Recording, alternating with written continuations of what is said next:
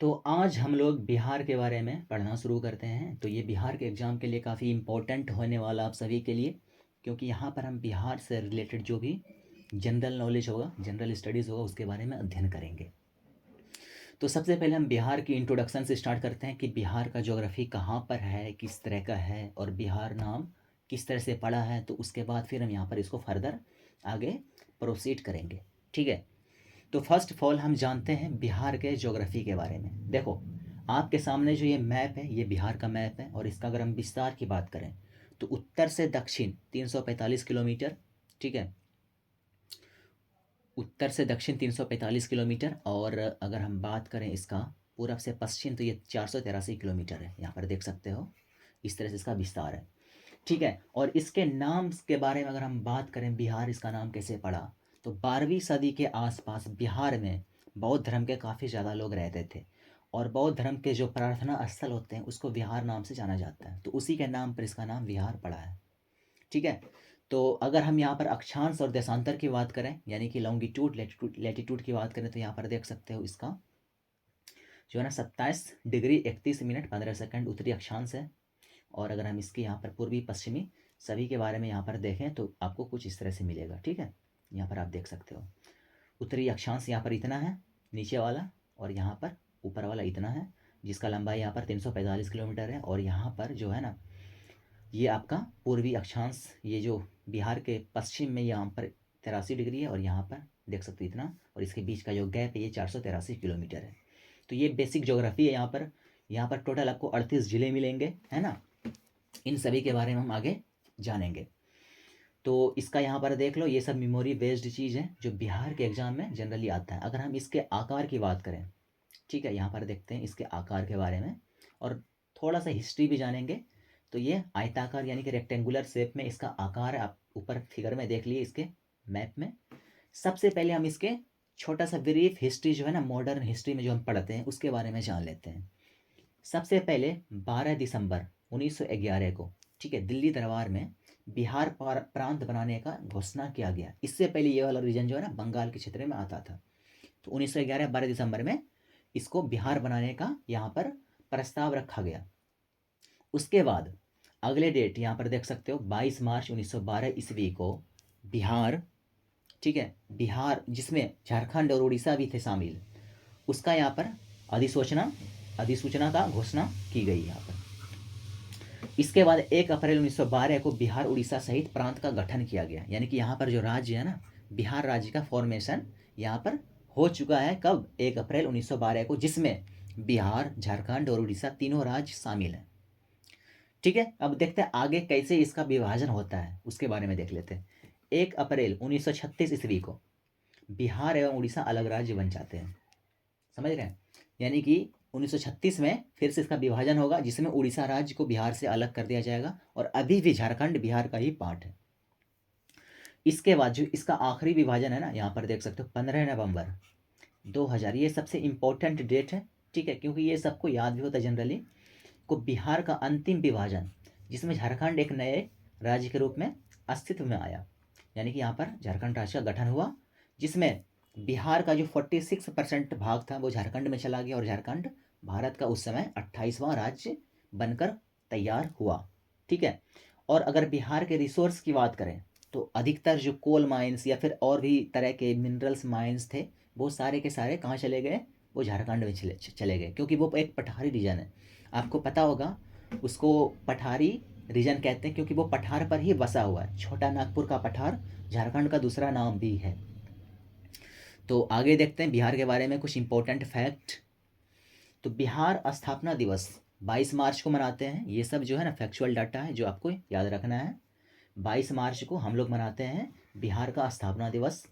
फिर यहाँ पर क्षेत्रफल की अगर बात करें, अभी जो प्रेजेंट में जो हम आपको मैप में बिहार दिखाएं उसका बात कर रहे हैं यहाँ पर। ठीक है।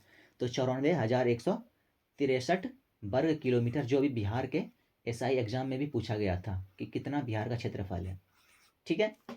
भारत के कुछ कुल क्षेत्रफल का 2.86% जो है ना भाग बिहार का क्षेत्र है। यानी कि भारत का मान लो जितना भी है 100 में से 2.86 जो एरिया है ना वो बिहार का क्षेत्र कवर करता है। इसके बाद यहाँ पर देखते हैं भारत जो है ना 12वां बड़ा राज्य क्षेत्रफल के अनुसार। अगर हम क्षेत्रफल की दृष्टि से भारत के अलग अलग राज्य को एक ऑर्डर में अरेंज करें तो वहाँ पर इसका 12वां स्थान आएगा। सबसे पहले नंबर पे राजस्थान आएगा, ठीक है, राजस्थान सबसे पहले नंबर पर आएगा, और 12th पोजीशन पर आपका बिहार। इसके जनसंख्या यहाँ पर 2021 के जनगणना के अनुसार का डाटा यहाँ पर दिया हुआ है, जो 10 करोड़ के आसपास है, 10.5 करोड़, आप रफली इसको याद रख सकते हो। भारत के कुल जनसंख्या का 8.60%, ठीक है।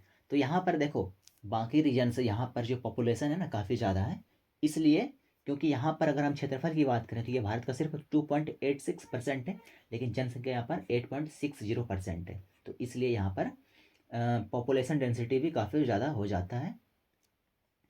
भारत का तीसरा सबसे बड़ा राज्य जनसंख्या के अनुसार, है ना, यानी कि अगर हम पॉपुलेशन वाइज यहाँ पर देखें सबसे बड़े राज्य को, तो सबसे पहले यूपी का नंबर आएगा, उत्तर प्रदेश का, और तीसरे नंबर पे बिहार का नंबर आएगा, ठीक है।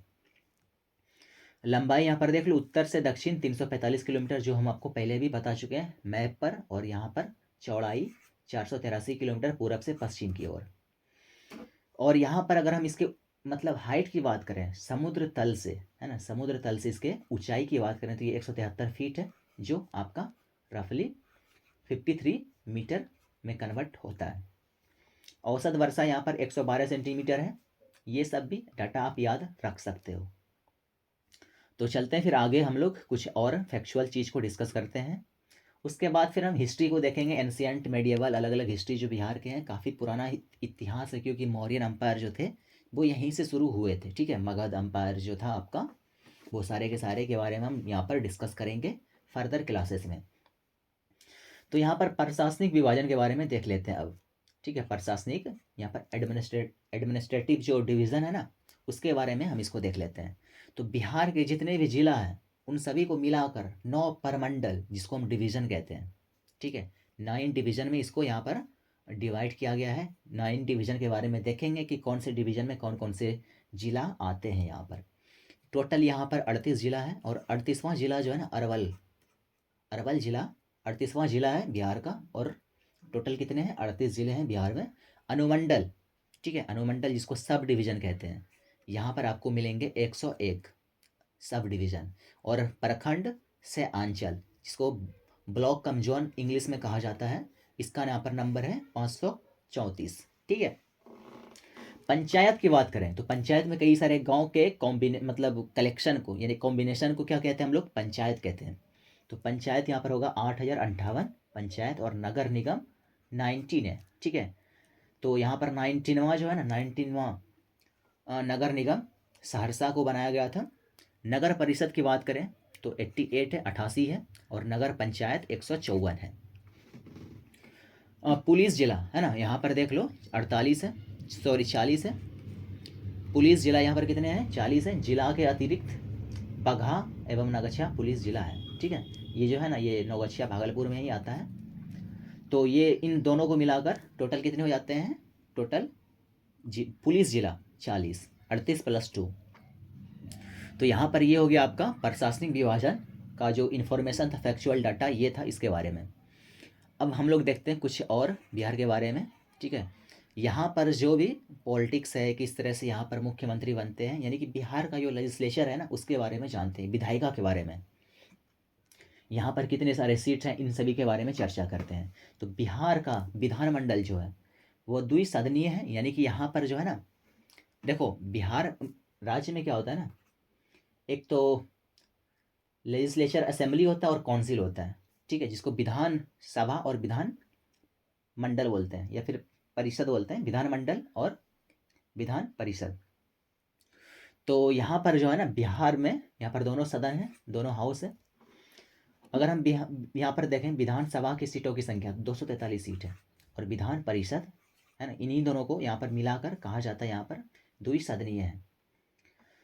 तो एकल सदनी किसको बोलते हैं, यहाँ पर सिर्फ और सिर्फ विधानसभा होगा, ठीक है। बिहार विधानसभा जैसे यहाँ पर है वही होगा सिर्फ, तो उसको बोलेंगे एकल सदनीय। यहाँ पर द्विसदनीय है क्योंकि यहाँ पर दोनों हाउस हैं। तो विधानसभा में टोटल कितने हैं, 243 सीट हैं, और विधान परिषद में 75 सीट हैं।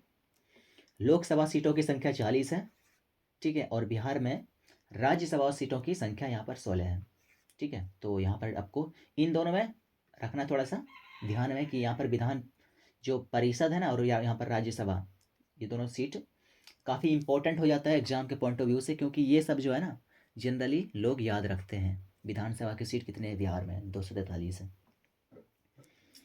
इसके बाद यहाँ पर देख लेते हैं आरक्षण, है ना, कितने सीट पर आरक्षण दिया गया है बिहार में। तो विधानसभा का जो सीट है, तो कुल आरक्षित सीटों की संख्या यहाँ पर 40 है। ठीक है, यानी कि 243 में से 40 सीट आरक्षित हैं, मतलब पिछड़ी जाति के लिए। तो यहाँ पर देख लो एससी के लिए कितने हैं और एसटी के लिए कितने हैं। तो एससी के लिए यहाँ पर 38 सीट है और 2 सीट है एसटी के लिए, क्योंकि यहाँ पर जो है ना जंगली क्षेत्र उतना ज़्यादा है नहीं, यानी कि ट्राइबल क्षेत्र उतना नहीं है, इसीलिए यहाँ पर एसटी के लिए मात्र 2 सीट है और एससी के लिए, शेड्यूल्ड कास्ट यानी कि अनुसूचित जाति के लिए, यहाँ पर 38 सीट को रिजर्व किया गया है। जिसमें यहाँ पर देख सकते हो कटोरिया और मनीहारी 2 जगह है यहाँ पर। ठीक है, तो यहाँ पर अगर हम एससी की बात करें, लोकसभा में अनुसूचित जाति हेतु आरक्षित सीटों की संख्या 6 है ना, यानी कि यहाँ पर लोकसभा का बात हो रहा है। गोपालगंज, हाजीपुर, समस्तीपुर, जमुई और सासाराम। यानी कि जब प्रधानमंत्री का जो इलेक्शन होता है ना लोकसभा का, तो वहाँ पर जो बिहार में 6 सीट हैं ये आरक्षित हैं एससी के लिए, है ना, शेड्यूल्ड कास्ट के लिए।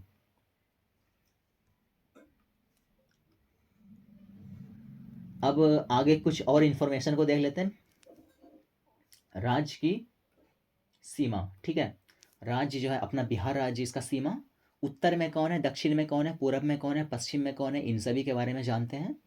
तो देखो सबसे पहले बिहार के ऊपर में यानी कि नॉर्थ में या फिर उत्तर में कहो तो नेपाल इंटरनेशनल बॉर्डर शेयर करता है, क्योंकि नेपाल दूसरा देश हो गया। ठीक है, तो इसीलिए इसको बोलेंगे यहाँ पर इंटरनेशनल बॉर्डर। तो यहाँ पर नेपाल से बिहार के 7 जिले सीमा साझा करते हैं, है ना। बिहार का जो 7 जिला है ना, जिसका नाम यहाँ नीचे लिखा हुआ, पश्चिमी चंपारण, पूर्वी चंपारण, सीतामढ़ी, मधुबनी, सुपौल, अररिया, किशनगंज, ये सभी के सभी जिला नेपाल के साथ में अपना बॉर्डर साझा करते हैं। दक्षिण में झारखंड राज्य है, जिसके साथ में बिहार का बॉर्डर है।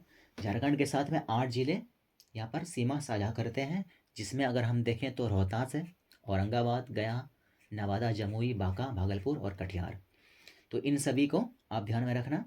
यहाँ पर कुछ जिले कॉमन है, जैसे कि कटिहार को देख लो। ठीक है, कटिहार जो है ना बंगाल के साथ में भी बॉर्डर शेयर करेगा, जो पूरब में है, और नीचे झारखंड के साथ में भी। तो पूरब में देख लो, पूरब में पश्चिम बंगाल राज्य के साथ में, यानी कि यहाँ पर मान लो ये बिहार है। ठीक है, तो बिहार के ऊपर में नेपाल हो गया, तो नीचे आपका झारखंड हो गया, और इस तरफ में आपका बंगाल हो गया, नीचे झारखंड था, और इस तरफ में आपका उत्तर प्रदेश यूपी हो जाएगा। ठीक है, ऊपर में नेपाल है। तो हम देखते हैं पूरब में, यानी कि बंगाल के साथ में बॉर्डर। तो बंगाल के साथ में 3 जिले हैं जो सीमा साझा करते हैं, जिसमें किशनगंज है, पूर्णिया है और कटिहार। इसको आप इजीली याद रख सकते हो। और यहाँ पर पश्चिम में जो उत्तर प्रदेश वाला बॉर्डर है ना, यहाँ पर देख लेते हैं कौन कौन से जिले साझा करते हैं। तो अगर हम यहाँ पर बात करें तो 8 जिले हैं टोटल: रोहतास, कैमूर, बक्सर, भोजपुर, सारण, सिवान, गोपालगंज और पश्चिमी चंपारण। तो यहाँ पर पश्चिमी चंपारण जो है ना ऊपर में नेपाल के साथ में भी बॉर्डर साझा करता है और उत्तर प्रदेश के साथ में भी। तो ये थे आपके चारों तरफ कौन कौन से क्षेत्र हैं बिहार के, इसके बारे में इंफॉर्मेशन, कौन कौन से बॉर्डर है बिहार के और कौन कौन से जिले साझा करते हैं अदर राज्य के साथ में। अब यहाँ पर राज्य के कुछ प्रतीक के बारे में देखते हैं, राज्य प्रतीक के बारे में। ठीक है, तो यहाँ पर राज्य के चिन्ह बिहार का कौन सा है? बोधि वृक्ष। ठीक है, ये सब जो है ना फैक्चुअल डाटा है जो बिहार के एग्जाम में पूछ ही लिया जाता है, तो आपको ध्यान में रखना पड़ेगा ये इतना सारा इन्फॉर्मेशन। प्रथम राजकीय भाषा यहाँ का हिंदी है, द्वितीय राजकीय भाषा यहाँ पर उर्दू है, और यहाँ पर जो राजकीय वृक्ष है यहाँ का पेड़, ये पीपल का पेड़ है। ठीक है, राजकीय पुष्प यानी कि यहाँ पर फ्लावर का बात हो रहा है, ये है गेंदा। और राजकीय पशु की बात करें तो यहाँ पर बैल है। 2013 से पूर्व यहाँ पर रीछ था और अभी प्रेजेंट में बैल है। राजकीय पक्षी गौरैया है, 2013 से पहले यहाँ पर पाख्ता था। और यहाँ पर राजकीय मछली मांगुर मछली है। ठीक है, मांगुर मछली आप लोग खाए भी होंगे, ये यहाँ का राजकीय मछली है। और आगे देखते हैं कुछ इन्फॉर्मेशन को। बिहार का राजकीय गीत, ठीक है, तो इसके बारे में देखो, मेरे भारत के कंठहार तुमको सत सत बंधन बिहार। ठीक है, ये बिहार का राजकीय गीत है। और इसके यहाँ पर गीतकार कौन है? सत्यनारायण है संगीतकार, ठीक है, गीतकार जो गाया, ठीक है, संगीतकार, और यहाँ पर मान्यता दी गई 2012 में। यहाँ पर हरि प्रसाद चौरसिया और यहाँ पर शिव कुमार यहाँ पर इसके संगीतकार हैं, जिसने इसको बनाया, और यहाँ पर गाने वाला कौन है? सत्यनारायण। अब यहाँ पर जो आगे है बिहार के राज का जो प्रार्थना गीत है, मेरे रफ्तार पर सूरज की किरण नाच करे। ठीक है, मेरे रफ्तार पर सूरज की किरण नाच करे, ये बिहार राज्य का जो है ना प्रार्थना गीत है। अब यहाँ पर जो हम अभी जिला के बारे में देख रहे थे, अब यहाँ पर हम परमंडल के बारे में देखते हैं। ठीक है, तो कौन कौन से परमंडल है इसको मैप पर भी देखेंगे, और यहाँ पर इसके डाटा को यहाँ पर भी देखेंगे। तो यहाँ पर देखो डिवीजन जो था ना, जिसको परमंडल कह रहे थे, इसके बारे में देख लेते हैं। तो बिहार के परमंडल के बारे में, तो टोटल यहाँ पर कितने हैं देख सकते हो। सबसे ऊपर से हम यहाँ पर स्टार्ट करते हैं इसको पढ़ना। तो तिरहुत सबसे ऊपर में है, जिसमें आएगा परमंडल यानी कि डिवीजन तिरहुत है। तो यहाँ पर पश्चिमी चंपारण, पूर्वी चंपारण, शिवहर, सीतामढ़ी, मुजफ्फरपुर, वैशाली, ये सभी के सभी जिला तिरहुत डिवीजन में आते हैं। फिर यहाँ पर दरभंगा डिवीजन, इसमें यहाँ पर 3 जिला है, मधुबनी और दरभंगा और समस्तीपुर। तो इसको मैप के जरिए अगर आप याद रखोगे तो इजीली इसको याद रख पाओगे। फिर यहाँ पर है कोसी डिवीज़न, जो कोसी नदी के किनार का मतलब कह सकते हो, इसके कैचमेंट एरिया के करीब जो भी यहाँ पर ज़िला है। तो यहाँ पर सुपौल है, मधेपुरा है, सहरसा है, और अगर हम यहाँ पर पूर्णिया डिवीज़न की बात करें तो यहाँ पर किशनगंज, अररिया, पूर्णिया, कटिहार, ये यहाँ पर 4 जिला है। इसके बाद नीचे चलते हैं हम। ठीक है, ये गंगा नदी के ऊपर का था, और यहाँ पर ये सारण। ठीक है, सारण है, सिवान है, गोपालगंज। तो यहाँ पर ये इसके बीचों बीच गंगा नदी है, और ये गंगा नदी के ऊपर में ये सारे के सारे डिवीज़न हैं। और इसके नीचे देख लेते हैं अब यहाँ पर भागलपुर डिवीज़न सबसे छोटा है, यहाँ पर भागलपुर और बांका। ठीक है, आपको याद रखना सबसे आसान है, भागलपुर और बांका भागलपुर डिवीज़न में आता है। इसके बाद मुंगेर डिवीज़न है। ठीक है, मुंगेर डिवीज़न में यहाँ पर आएगा जमुई, शेखपुरा, लखीसराय, मुंगेर, बेगूसराय और खगड़िया, ये सारे के सारे जिला मुंगेर डिवीज़न में आएंगे। फिर मगध है, तो मगध में जो है ना यहाँ पर देख सकते हो गया है, नवादा है, औरंगाबाद है, जहानाबाद है और अरवल है। तो यहाँ पर ये 5 जिला हैं जो मगध डिवीज़न में आते हैं। और पटना डिवीज़न में यहाँ पर देख सकते हो कैमूर, रोहतास, बक्सर, भोजपुर, पटना, नालंदा, ये सभी के सभी जिला पटना डिवीज़न में आते हैं। या फिर अगर हम इसको एक चार्ट के जरिए आपको याद रखवाना चाहे तो आप यहाँ पर रख सकते हैं नोवो डिवीज़न। यहाँ पर सारण है, तिरहुत है, दरभंगा है, कोसी है, पूर्णिया, पटना, मगध, मुंगेर, भागलपुर, और इसके यहाँ पर देख लो जिलों की संख्या कितनी है और कौन कौन से जिला है यहाँ पर।